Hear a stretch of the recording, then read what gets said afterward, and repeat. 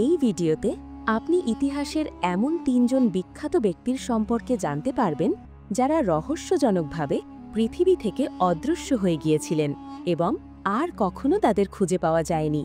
আপনি এখন পর্দায় যা দেখতে পাচ্ছেন তা ইতিহাসের সবচেয়ে প্রাচীনতম টিকে থাকা ভিডিও।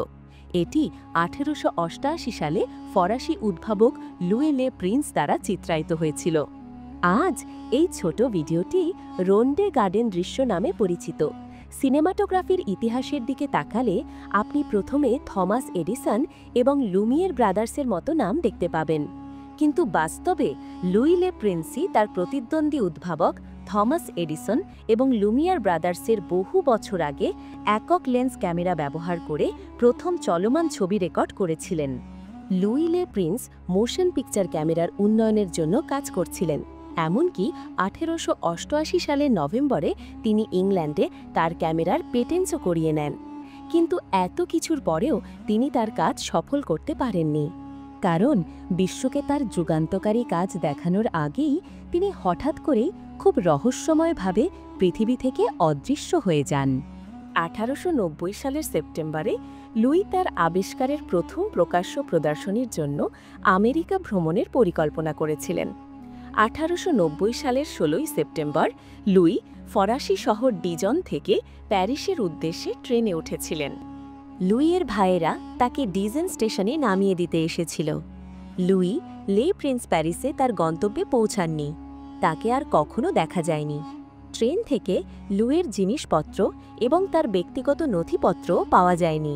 ফরাসি পুলিশ এবং লুইয়ের পরিবার তাকে খুঁজে বের করার জন্য যথাসাধ্য চেষ্টা করেছিল, কিন্তু তারা তাকে কখনো খুঁজে পায়নি।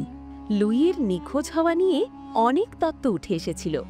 কিছু লোক ধরে নিয়েছিল যে লুই হয়তো দুর্ঘটনায় মারা গেছেন এবং প্যারিসে যাওয়ার পথে ট্রেনে নদীতে পড়ে গেছেন, আর কিছু লোক বলেছিল যে লুইকে টাকার জন্য হত্যা করা হয়েছে।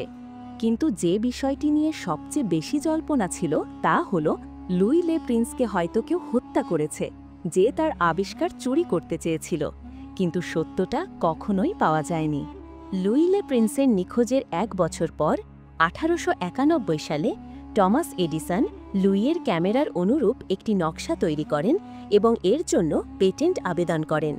প্রাথমিকভাবে আদালত এটি অনুমোদন করেছিল, কিন্তু 1 বছর পরে এই রায়টি বাতিল করা হয়েছিল। সিনেমাটোগ্রাফির ইতিহাসে লুই লে প্রিন্সের নাম টমাস এডিসন এবং লুমিয়ের ব্রাদার্সের মতো জনপ্রিয় ছিল না, কিন্তু প্রাথমিক গতিচিত্র প্রযুক্তির বিকাশে লুই লে প্রিন্সের অবদান দেখে আজ তাকে সিনেমাটোগ্রাফির জনক বলা হয়। জিন স্প্যাংলার ছিলেন একজন আমেরিকান অভিনেত্রী, যিনি 1940-এর দশকের শেষের দিকে অনেক হলিউড সিনেমায় কাজ করেছিলেন। 1849 সালের 7 অক্টোবর সন্ধ্যায় জিন তার বাড়ি ছেড়ে চলে যান।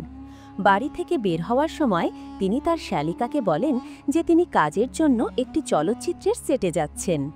এরপর জিনকে শেষবার তার বাড়ি থেকে একটু দূরে একটি মুদি দোকানে দেখা গিয়েছিল। জিন স্প্যাংলার নিখোঁজ হবার কয়েকদিন পর তার পার্সটি একটি পার্কে পাওয়া যায়। জিনের পার্সে কার্ক নামে একজনকে সম্বোধন করা একটি চিঠি ছিল। চিঠিতে লেখা ছিল, কার্ক, আর অপেক্ষা করতে পারছি না, ডক্টর স্কটের সাথে দেখা করতে যাচ্ছি। মা যখন বাইরে থাকবেন তখন এইভাবে কাজ করাই ভালো হবে। জিনের পার্সে পাওয়া এই চিরকুটটি অনেক প্রশ্ন এবং তত্ত্বের জন্ম দিয়েছে। কিছু লোক বিশ্বাস করত যে নোটে লেখা কথাগুলি দেখায় যে জিন কার্ক নামে একজন ব্যক্তির সাথে দেখা করতে গিয়েছিল এবং স্কট নামে একজন ডাক্তারের সাথে গোপনে অ্যাপয়েন্টমেন্ট করেছিল, কিন্তু অনেকেই এই তত্ত্বটি বিশ্বাস করতে অস্বীকার করেছিল এবং বলেছিল যে নোটে লেখা কথাগুলি একটি বিপজ্জনক ঘটনার ইঙ্গিত দিতে পারে। কিছু লোক অনুমান করেছিল যে জিন ইচ্ছাকৃতভাবে তার পুরনো জীবন ছেড়ে নতুন জীবন শুরু করার জন্য অদৃশ্য হয়ে গিয়েছিল। সেই সময়কালে এরকম অনেক তত্ত্ব এবং জল্পনা কল্পনার উদ্ভব হয়েছিল। সেই সময়কালে জিন স্প্যাংলারের মামলাটি অনেক মনোযোগ আকর্ষণ করেছিল, কারণ জিন একজন অভিনেত্রী ছিলেন এবং তিনি ছিলেন একজন সুপরিচিত 26 বছর বয়সী তরুণী। পুলিশ বহু বছর ধরে জিনের নিখোঁজ হওয়ার তদন্ত করেছিল, কিন্তু কোনো দৃঢ় সূত্র খুঁজে পায়নি। কিছু সন্দেহভাজনও উঠে এসেছিল, কিন্তু কাউকে দোষী সাব্যস্ত করা হয়নি। এবং ডক্টর কার্ক এবং ডক্টর স্কট কারা ছিলেন তা কখনো খুঁজে পাওয়া যায়নি। প্রতিটি ভারতীয় নেতাজি সুভাষচন্দ্র বসুকে চেনে।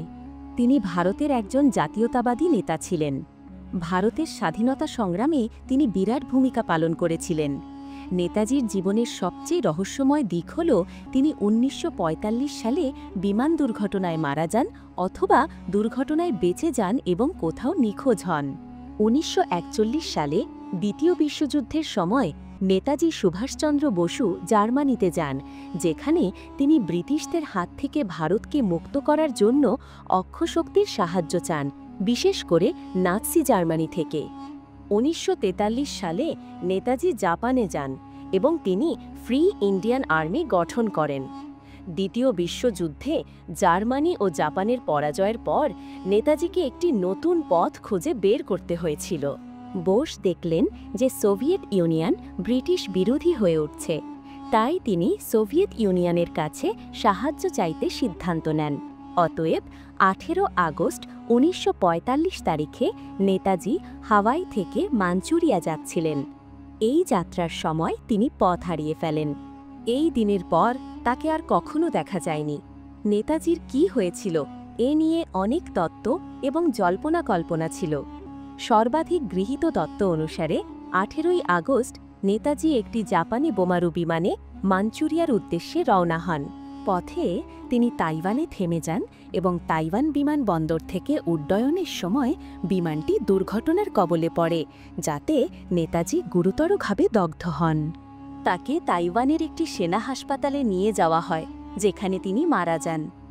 এই তথ্যের বিপরীতে অনেক লোক বিশ্বাস করত যে নেতাজি দুর্ঘটনা থেকে বেঁচে গিয়েছিলেন এবং তারপরেও তিনি তার পরিচয় গোপন করেছিলেন এবং ভারতের স্বাধীনতার জন্য লড়াই করেছিলেন। বিমান দুর্ঘটনার পর ভারতের অনেক মানুষ দাবি করেছিলেন যে তারা নেতাজিকে দেখেছেন। নেতাজির পরিচয় যদি কারো সাথে যুক্ত থাকে তাহলে তা হল গুমনামি বাবা। গুমনামি বাবা ১৯৮৫ সালের সেপ্টেম্বরে মারা যান। নেতাজির কি হয়েছিল তা জানার জন্য ভারত সরকার বছরের পর বছর ধরে তদন্ত শুরু করে, কিন্তু কিছুই প্রমাণিত হয়নি। ভিডিওটি ভালো লাগলে লাইক এবং শেয়ার করুন, আর এরকম আরও ভিডিও দেখতে চ্যানেলটি সাবস্ক্রাইব করুন এবং বেল আইকনটি টিপুন। তাহলে পরবর্তী ভিডিওতে দেখা হবে। ভালো থাকবে, সুস্থ থাকবে, হাসি খুশি থাকবে। ধন্যবাদ।